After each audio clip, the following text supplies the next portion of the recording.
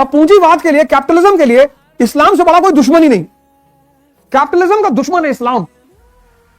क्या बदनामी करते हैं उसकी।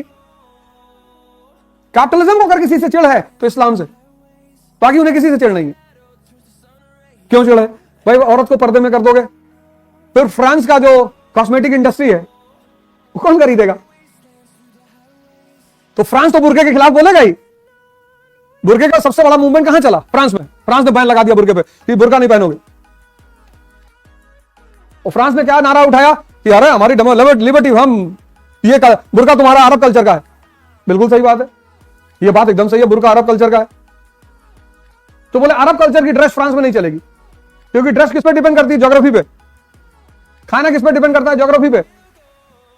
मौलाना नारा लाहौल बिला कुव्वत मियां कैसी बातें कर रहा है, हमारा धर्म खतरे में पड़ जाएगा। बोले कहां लिखा है धर्म में? दिखाओ। दिखा ही नहीं पाए। कपड़ा और खाना धर्म का हिस्सा थोड़ी है, कपड़ा और खाना ज्योग्राफी का हिस्सा है। लेकिन सोचो उसके पीछे क्या खेल था। फ्रांस किसके लिए फेमस है? कॉस्मेटिक के लिए।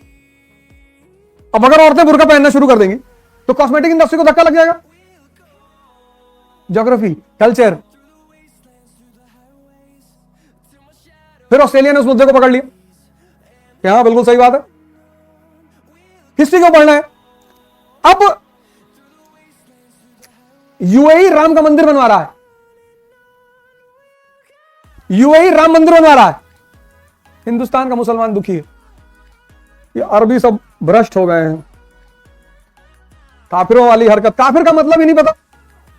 95% मुसलमानों को काफिर का मतलब नहीं पता है। 95%।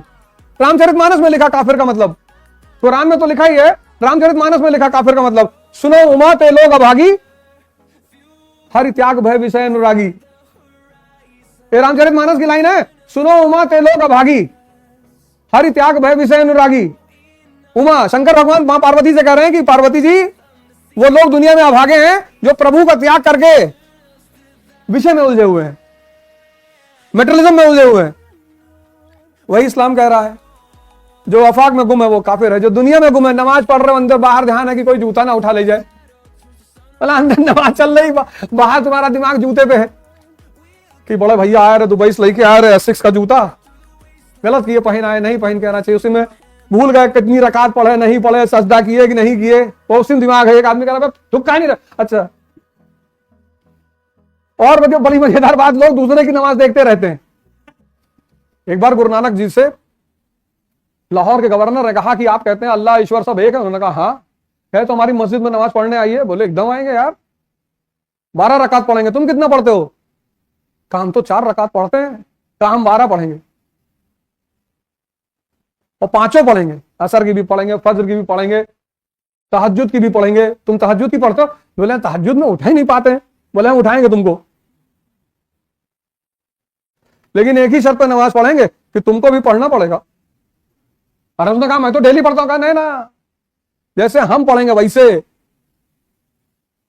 तो गए, नमाज शुरू हुई, नमाज अदा किए सब। तो गवर्नर जो था वो पीछे बार बार देख रहा था, तो ये खड़े रहते थे, ये सजदा ही नहीं करते थे गुरु नानक देव जी।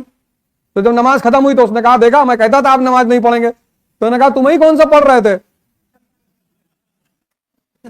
तुम तो काबुल से घोड़ा खरीद रहे थे, तुम्हारे विचार में तो था कि काबुल जाना है, वहां से घोड़ा खरीद के लाना है।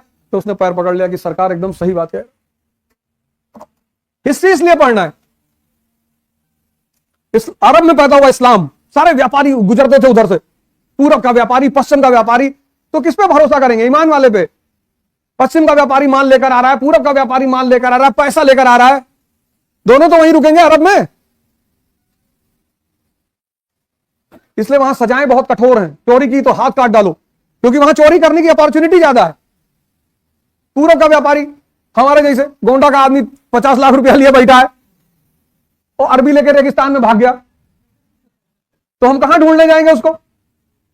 तो उनको एक स्टैंडर्ड सेट करना था समाज के सामने कि चोरी मत करना। और फिर इस्लाम कहता है कि कयामत के दिन मालिक उठाएगा, तो अगर तुम्हारा कोई अंग डिस्टर्ब है तो समझ जाएगा कि तुम क्या थे। अब जिसका हाथ कटा है तो क्लियर है चोर था। तो इस्लाम ने वहां पे एक स्टैंडर्ड सेट किया कि आप आओ, पूरी दुनिया के व्यापारी आओ, आओ हमारे यहां, कोई दिक्कत नहीं, आपको कोई दिक्कत नहीं होगी, आपके साथ कोई परेशानी नहीं होगी। आपकी औरतें आए, आपके बच्चे आए, कोई कुछ नहीं करेगा। कितने लोग हैं इस देश में जिनको इस्लाम हिंदुइज्म के बारे में पता है? कुछ नहीं पता है। गणेश की पूजा क्यों करते हैं?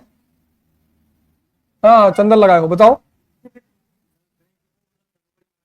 लो, चंदन लगाए यहां तक। हाँ भाई, क्यों करते हैं? अरे बैठो बैठो, कोई फायदा नहीं, बैठो बैठो बैठो, अभी तुम्हें दोबारा टाइम देंगे, बैठो। गण माने इंद्रियां, ईश माने भगवान, इंद्रियों का भगवान यानी मन। गण एश। तो जब तुम कोई काम करते हो, शुरू करते हो, तो बाधा कौन पैदा करता है? मन। तो उसकी पूजा की जाती है कि भैया काम कर लेने देना, बाधा मत करना। इसीलिए गणेश जी को विघ्नहर्ता कहा जाता है। जो सातों आसमान है, जो मोहम्मद साहब गए थे, हर आसमान पे कौन कौन सा पैगंबर बैठा हुआ था? ये सबकी वही हालत है, ऐसा थोड़ी इनकी है, इनकी भी है। सब है ही नहीं, लड़ने के लिए तैयार है। अजीब सा मुल्क है। कम से कम जिसके लिए लड़ रहे हो उसके बारे में कुछ तो जानो। नहीं, हम अल्लाह के लिए लड़ेंगे, तो कुछ तो बताओ। नहीं, हमें कुछ नहीं पता। तो क्लाइव वलाइव जब कंट्री में है तो उनको पता चला कि अजीब बेवकूफ हो, कुछ राम के बारे में पता नहीं, पता तो बताओ। मैं गुड्डू कुछ राम के बारे में पूछ रहे हैं, भैया पता तो हमको भी नहीं है। गजब किसी कंट्री है ये। वही गीता कहती है कि प्रभु का वास हृदय में है। हृषिकेश, कृष्ण का एक नाम है हृषिकेश।